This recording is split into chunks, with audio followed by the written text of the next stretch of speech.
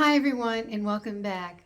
I am Jill Karniteski, owner of Nature Coast Homes LLC and also realtor with Realty One Group Epic.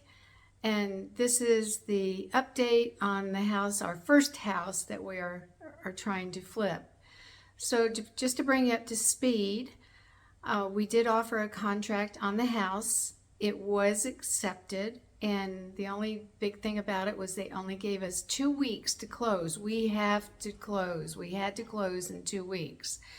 So we were doing fine with everything. We were getting all the paperwork done.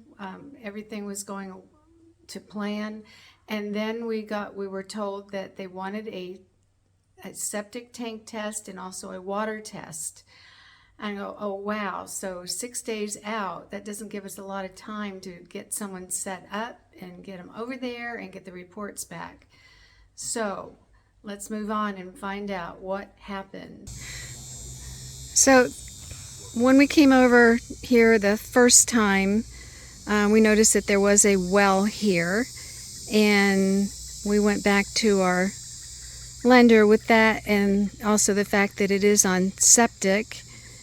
And they wanted to go ahead and get testing done. They wanted to get the water tested, and they wanted to get the septic tank tested. So this was, wow. It was after we decided to get it, maybe it was within 10 days later, and we were under a deadline to close, and they wanted this done, which is fine because we needed to know these answers anyways. You know, how good is the water and everything here? And then how is the septic tank going to be working? And of course there's no electricity in the house, so it's an extra kind of a challenge as to how we're going to work this. But fortunately, with my creative cousin, we were able to hook up a generator and get this well water working so we could go ahead and get the sample done. So now we're on a deadline to get everything done so that we can close on time. We need to get the water tested, and then we also need to see about what's going on with the septic tank. And as we were showing up, and very nice, we made the wonderful discovery, I'm going to show you right here, that there's a water meter. So we don't even need to get the water tested because it's now on city water. And that's what my cousin he was trying to figure out, why it was the water was not connected to the house. There had to be something else going on with that. So that's what we discovered. So fortunately, that worked out well.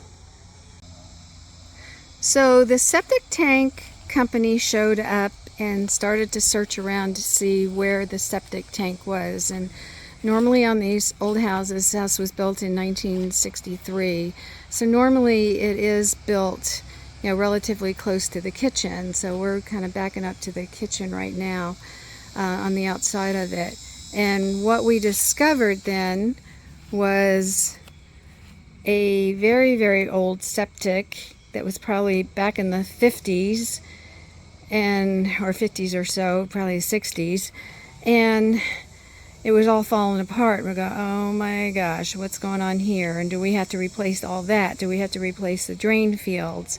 I mean, this was quite a problem.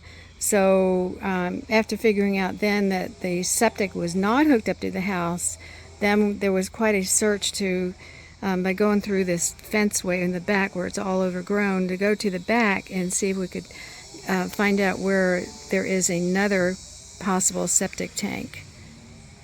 So after digging around for quite a while, going through the back, trying to trace where the pipes were going and everything, we did discover a newer septic tank in this location in the back of the house.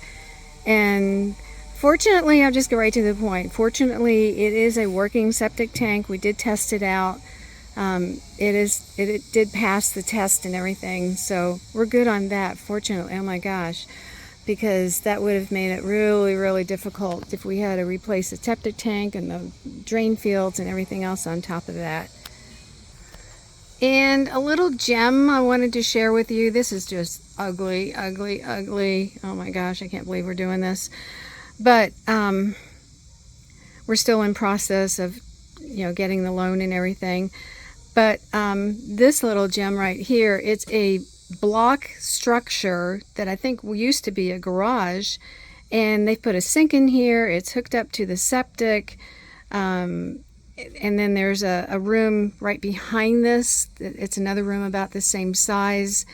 So someone that really wanted to get in here and fix it up and everything could easily convert this into a mother-in-law suite, or an extra apartment or something to rent out. I mean, there's all kinds of things. Or you could just use it as a craft room, or a man cave, whatever, a she cave, I think the word is now. So there's a lot that you can do with this particular, both rooms right here. So as you can see, somehow we got it all worked out. We got all the testing done that needed to be done. We got all the paperwork done. We were able to close, yay. And then the next part is to start working on the house. So look for that update coming soon. And if you're enjoying this video, please go ahead, like and share it. And we will see you soon. Bye for now, and have an epic day.